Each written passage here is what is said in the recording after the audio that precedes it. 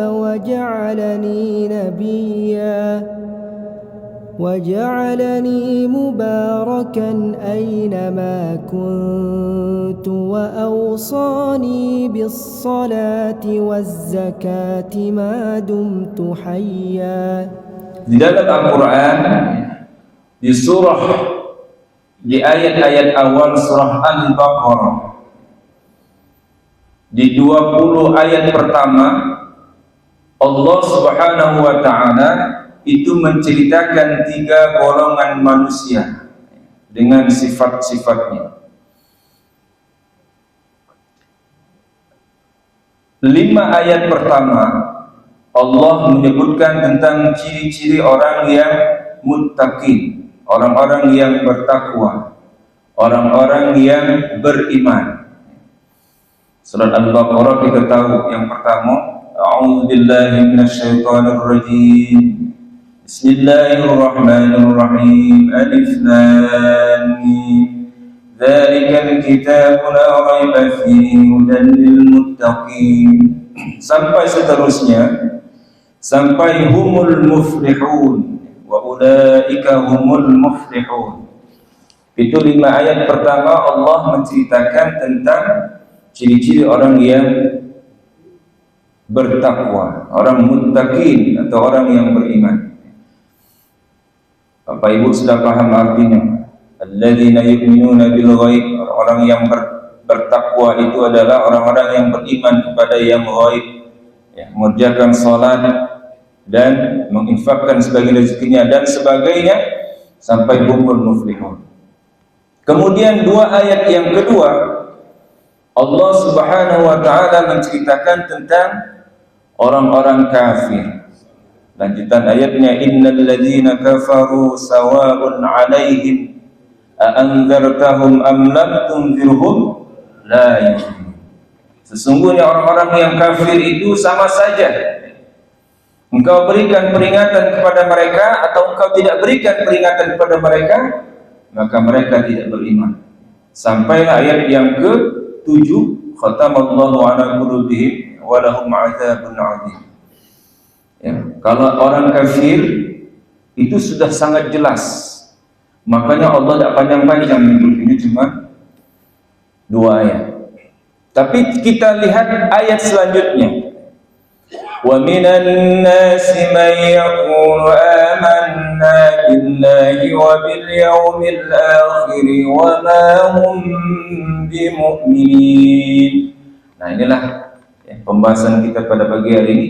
Dan di antara manusia ada yang berkata sesungguhnya kami beriman kepada Allah dan hari akhir, wa ma hum bimu'minin, padahal mereka tidak beriman. Dan selanjutnya sampailah kepada ayat yang ke-20, ya, yaitu innallaha ala kulli syai'in qadir.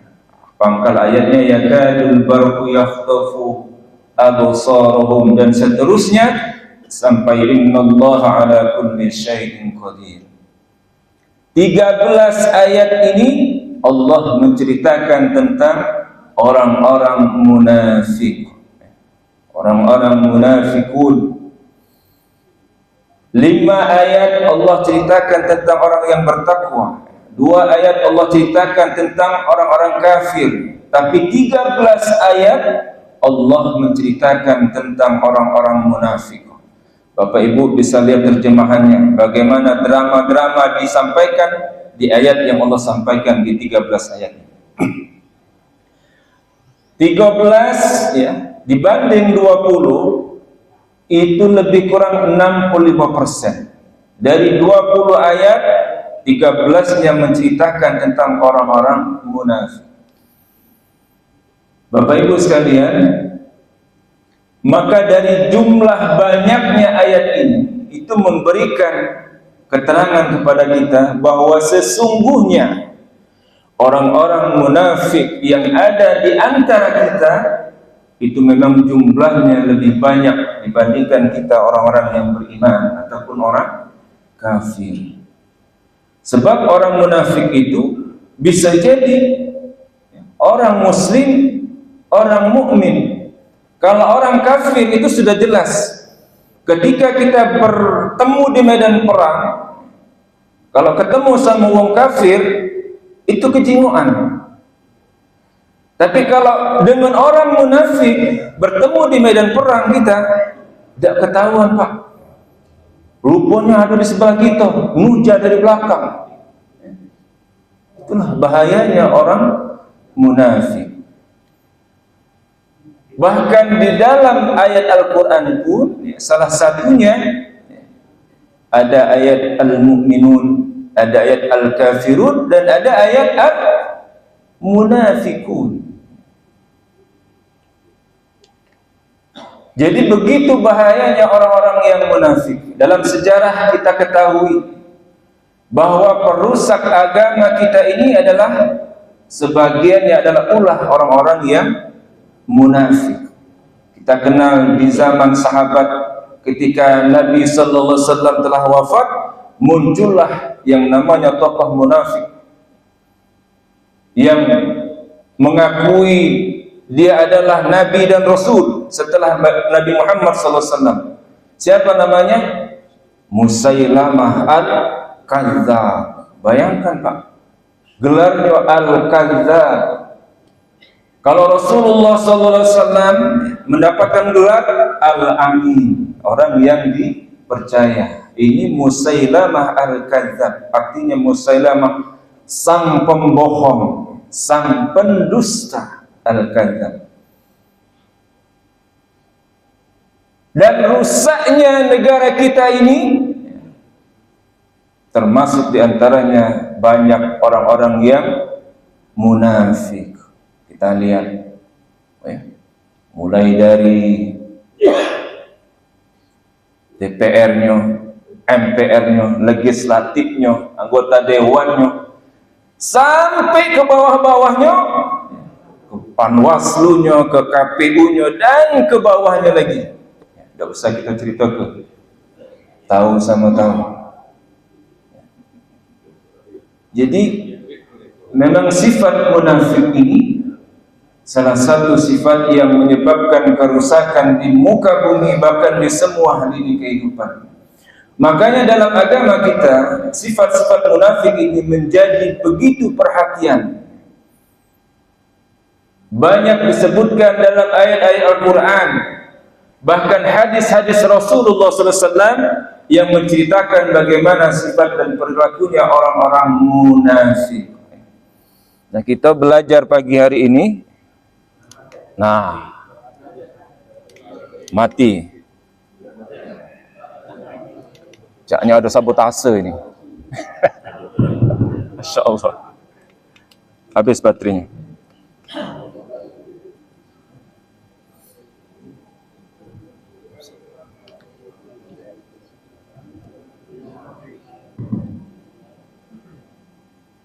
Kira ada yang mati tadi.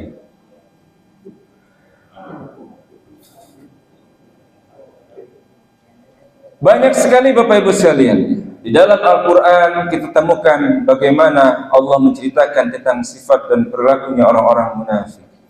Hari ini kita akan mencoba menyampaikan bagaimana Allah Subhanahu wa Ta'ala memberikan sifat ataupun perbuatan orang munafik dalam Al-Quran, dan bagaimana Rasulullah SAW memberikan pengetahuan kepada kita bagaimana sifat-sifat orang munafik itu untuk supaya kita bukan menjadi seorang yang munafik.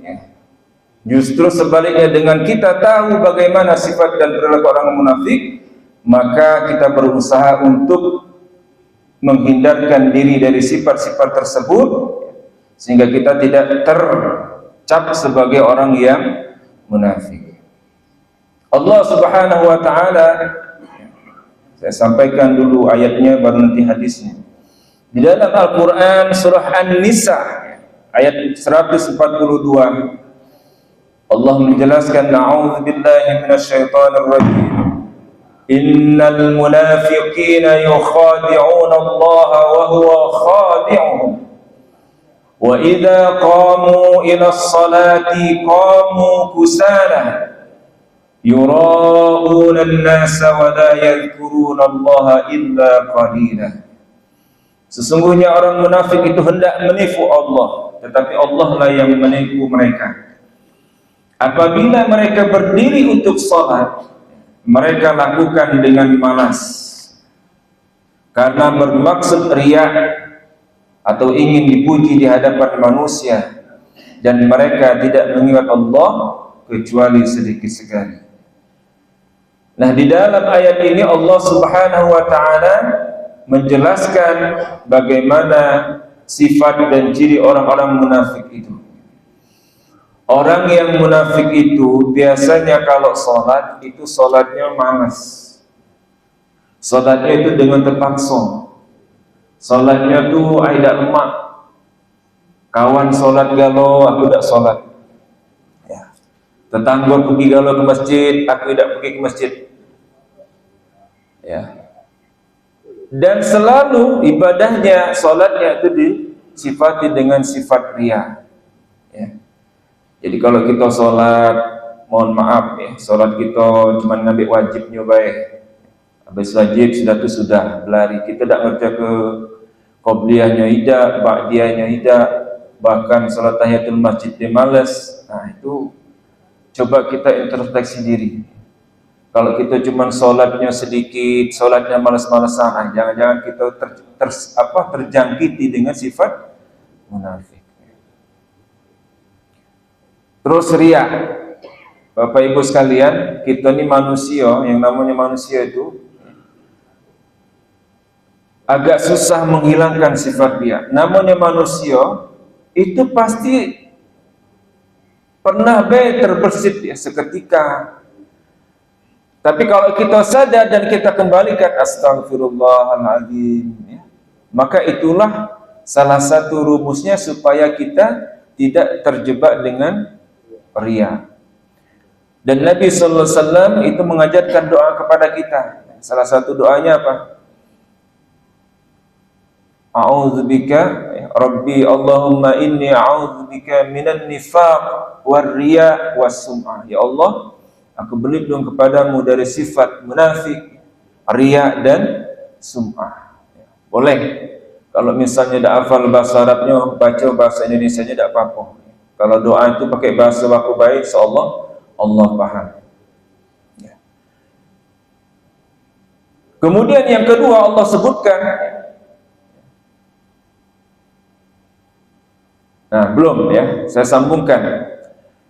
Maka dari sini Bapak Ibu sekalian, ya, para ulama juga menyebutkan bahwa pria yang mengaku muslim namun tidak pernah terlihat salat berjamaah di masjid, maka para ulama itu juga menyatakan sebagai orang yang munafik.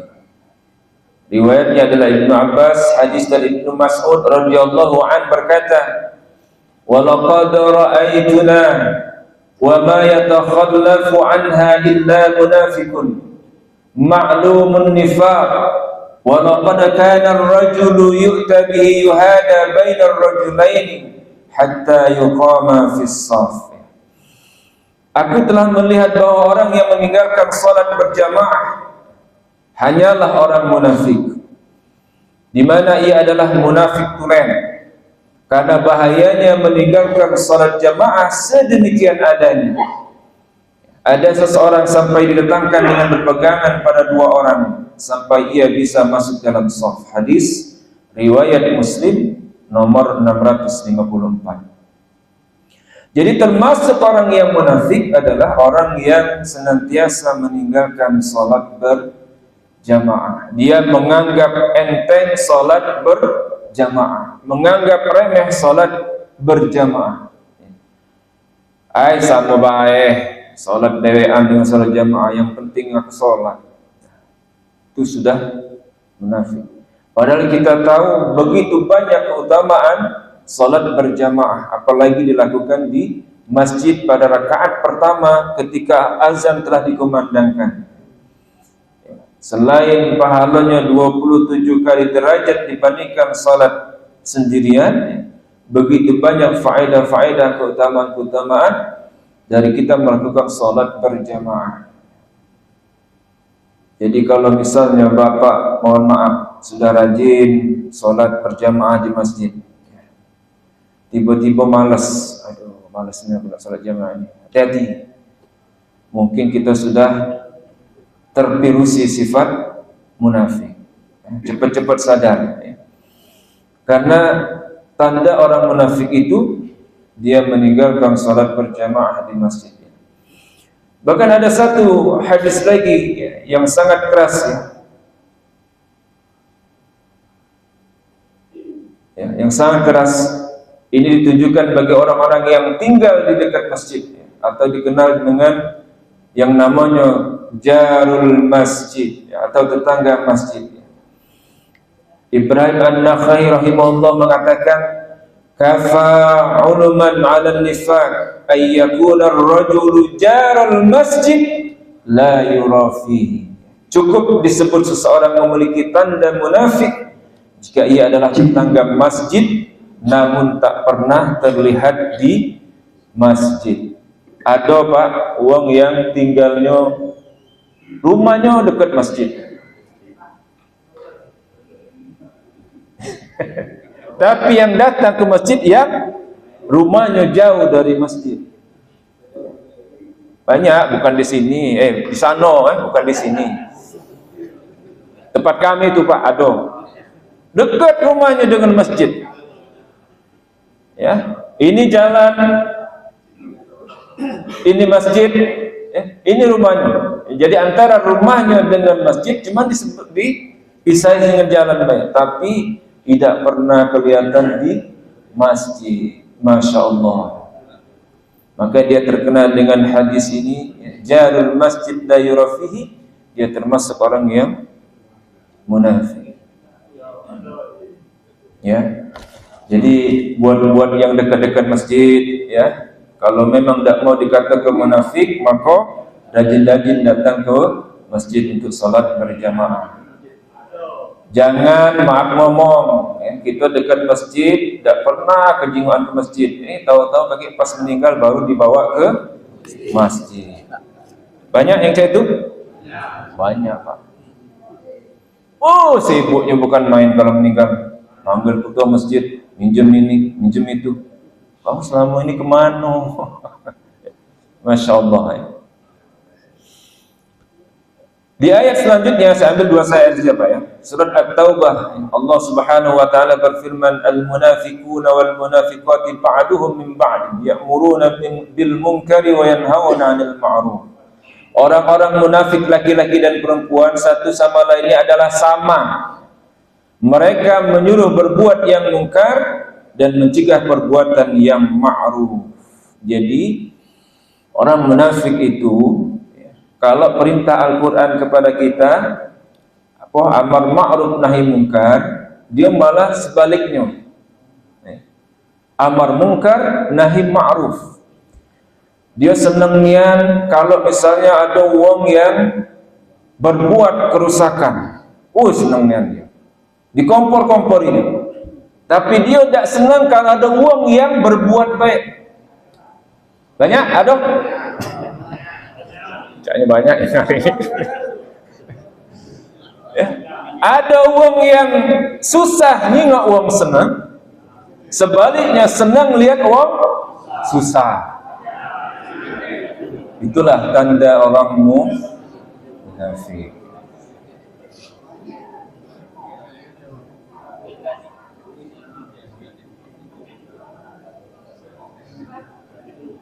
Dan masih banyak lagi Bapak Ibu sekalian, ya, Allah Subhanahu wa taala menunjukkan bagaimana sifat munafik. Bapak Ibu nanti bisa lihat di Quran surat Al-Munafikun. Allah di sana dikatakan di ayat pertama, Allah sudah mengatakan, wallahu yashhadu innal munafiquna al-mukadzibun. Dan Allah menyaksikan bahwa sesungguhnya orang yang munafik itu adalah orang yang berdusta, orang yang suka berbohong. Dan kita akan temukan, ya, di dalam riwayat hadis, ya, dari Abu Hurairah radhiyallahu an,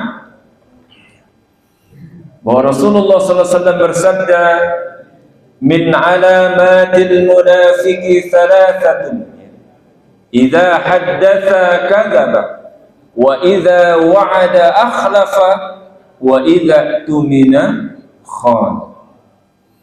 Di antara tanda-tanda munafik ada 3 kata Rasulullah. Jika berbicara ia selalu dusta. Jika berjanji ia ingkar, tidak menepati janjinya. Dan jika diberi amanat ia khianat. Ada tak ini? Jika berjanji tidak menepati. Hati, lagi zamannya. Jika diberi amanat dia khianat.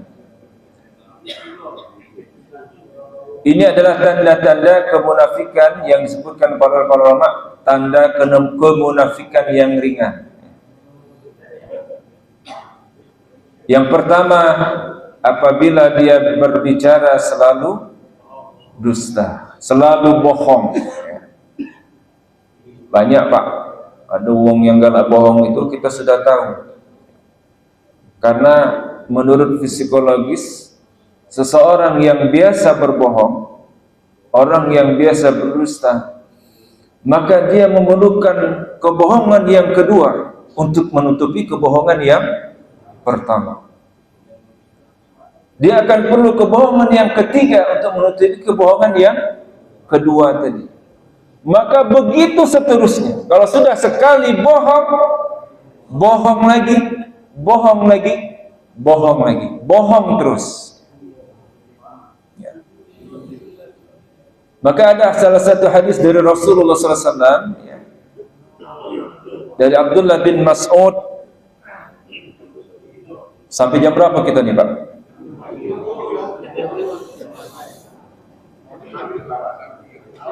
Bukan apa-apa, penceramah ini serba salah. Giliran sedikit, oh Ustaz dikit ya Ustaz. Giliran kebanyakan, oh gila Ustaz ini panjangnya. Dikatui gila Pak.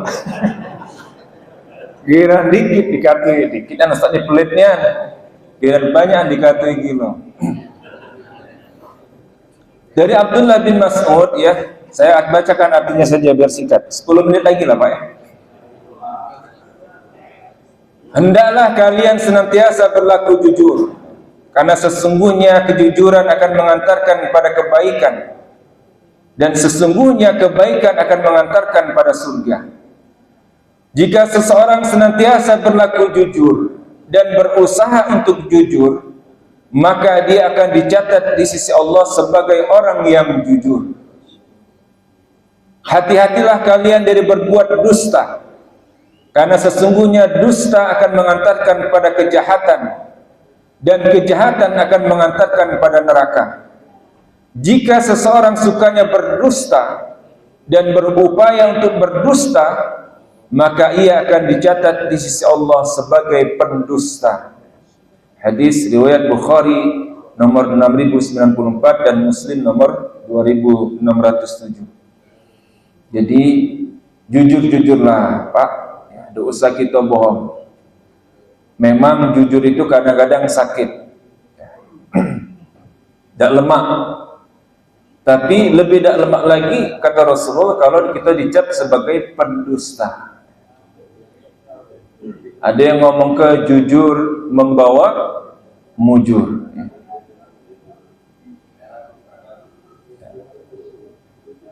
Tapi Bapak Ibu sekalian, ada yang dusta, yang bohong itu diperbolehkan dalam agama kita. Jadi tidak semua bohong, dusta itu tidak bagus. Ternyata ada juga dusta yang diperbolehkan oleh agama kita, dan dia bukan termasuk dalam kategori sifat munafik. Ya, ada 3 menurut Ibnu Syihab dalam hadis riwayat Bukhari dan Muslim, ada 3 kebohongan atau kedustaan yang diperbolehkan. Pertama, bohong dalam peperangan. Jika misalnya kita bertempur dengan orang kafir, kita menggunakan strategi yang bisa mengelabui dia, maka itu dibolehkan. Bohong, kalau kita niatnya jihad, kalau kita ketemu Israel misalnya, boleh kita bohongi Israel, boleh, dan tidak termasuk orang yang munafik. Kemudian bohong yang kedua yang diperbolehkan adalah bohong karena mendamaikan yang sedang berselisih.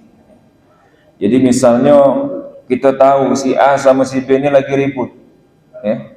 Si A ini datang sama kita ngomong cek ini. Terus si B tadi datang kepada kita konfirmasi, ada enggak si A tuh ngomong cek ini. Nah kalau kita jujur, berbala itu A dengan B tadi, maka boleh kita bohong, ya. Oh tidak kati, tidak, supaya damai, supaya tidak ribut, maka itu termasuk kebohongan yang diperbolehkan, ya. Atau ada wong dikejar-kejar nak dibunuh lewat depan rumah kita tahu dia lewat belakang. Terus wong yang ngejar tadi nanya, "Ini masih anu dak?" Maka kalau kita kasih tahu, "Oh dia lari sana," pacak terbunuh, ya. Kita kasih tahu tadi. Maka berbohong pada saat itu diperbolehkan. Dan bohong yang diperbolehkan yang ketiga adalah bohongnya suami kepada istri atau sebaliknya, ya, istri kepada suami untuk menjaga keutuhan rumah tangga. Itu juga boleh. Ada bininya minta pendapat sama lakinya, ya.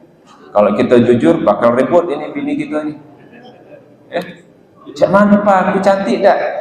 Habis beli IC2 yang baru, ya. Ya omong kebe cantik biar tak repot, ya. Dan sebaliknya seperti itu juga, ya. Jadi boleh untuk menjaga keutuhan rumah tangga, apalagi sampai menyebabkan perceraian dalam rumah tangga, maka boleh diperbolehkan. Tanda yang kedua kata Rasulullah, jika berjanji tidak menepatinya. Ibnu Rajab menyebutkan bahwa mengingkari janji itu ada dua macam. Ada orang yang berjanji dan sejak awal sudah berniat untuk tidak menepati janji. Ada yang berjanji awalnya berniat untuk menepati janji, tapi di tengah jalan berbalik tidak menepati janji atau mengingkarinya. Nah, tapi kalau misalnya kita berjanji untuk menepati, tapi suatu saat ada hal yang sangat penting yang kita tidak bisa kita hindari, maka itu termasuk bukan orang yang menepati, tidak menepati janji sebagai ciri orang yang munafik, maka diperbolehkan. Kata kita kenal dengan kata-kata istilah janji adalah utang. Utang harus dibayar. Yang ketiga, jika diberi amanat dia khianat. Bapak Ibu sekalian, orang yang munafik itu kalau dikasih amanat dia khianat. Makanya kita kalau dikasih kepercayaan, dikasih amanat, jagalah amanat itu baik-baik. Sebagaimana Allah sampaikan dalam Quran surat Al-Anfal, apabila kamu diberikan amanat, maka jangan kalian mengkhianatinya. Jagalah amanah-amanah itu, karena amanah itu akan dimintakan pertanggungjawaban oleh Allah Subhanahu wa Ta'ala. Inilah Bapak Ibu sekalian, ya, tanda-tanda orang munafik yang disampaikan oleh Allah Subhanahu wa Ta'ala dan hadisnya. Ya, mudah-mudahan kita semua terhindar dari sifat-sifat munafik dan juga dijauhkan dari orang-orang yang munafik di sekitar kita. Amin ya rabbal alamin. Demikian, terima kasih. Billahi taufiq wal hidayah. Wassalamualaikum warahmatullahi wabarakatuh.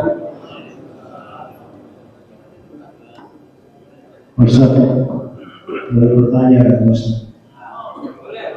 Tergantung panitia. Assalamualaikum warahmatullahi wabarakatuh. Waalaikumsalam warahmatullahi wabarakatuh. Izin Pak Ustaz, terkait sifat munafik tadi, kami mohon tips atau kiat-kiat bagaimana cara kita untuk menghindarkan diri dari sifat munafik tersebut. Terima kasih. Oke. Pertama, dengan banyak-banyak berdoa kepada Allah, ya, supaya kita dijauhkan dari sifat-sifat munafik. Yang kedua, kita kenali tanda-tanda munafik itu. Dengan mengetahui tanda-tanda munafik itu, maka insya Allah kita bisa menghindarkan diri menjadi orang yang munafik. Oh ya, aku dah galak cak ini, karena ini tanda orang munafik, aku dah mau jadi munafik. Nah, seperti itu. Tapi kalau kita tidak tahu tanda-tanda ciri-ciri munafik itu, kita mungkin bisa jadi tanpa sadar bahwa kita ini termasuk orang yang munafik. Itu aja Pak, banyak berdoa supaya jangan terhindar atau tidak menjadi orang munafik. Kedua, kenali tanda-tanda orang munafik. Yang ketiga, jangan berkawan dengan wong munafik. Karena virusnya itu bisa nular. Kita tuh berkawan ada dua, kita bisa dipengaruhi atau kita bisa terpengaruhi. Maka Rasulullah katakan cari kawan yang baik-baik, yang memberikan energi positif. Kalau kita sudah tahu bahwa itu tabiat dia, misalnya dia galak bohong, sudah kita kasih tahu masih nak berbohong tulah, pokoknya gawin berbohong tulah, ya sudah, dosa kita dekati, ya, cari kawan lain. Masih banyak kawan yang bagus di sekitar kita. Habis Pak. Doa. Baik Bapak Ibu sekalian, kita dengan doa. A'udzubillahi minasyaitonirrajim. Bismillahirrahmanirrahim. Alhamdulillahirabbil alamin. Allahumma shalli ala sayyidina Muhammad wa ala ali Muhammad. Allahumma ij'al jam'ana hadha jam'an marhuma wa tafarraqana min ba'dihi tafarraqan ma'suma. Allahumma la tada' lana fi maqamina hadha dhanban illa ghafartah wa la hamman illa farajtah wa la maridan illa shafaitah ولا حاجة إلا قضيتها يا ويسرتها يا أرحم الراحمين. اللهم إنا نعوذ بك من النفاق والرياء والسمعة. ربنا لا تزغ قلوبنا بعد إذ هديتنا وهب لنا من لدنك رحمة إنك أنت الوهاب. ربنا آتنا في الدنيا حسنة وفي الآخرة حسنة وقنا عذاب النار. صلى الله على سيدنا محمد النبي الأمي وعلى آله وصحبه أجمعين. والحمد لله رب العالمين. السلام عليكم ورحمة الله وبركاته.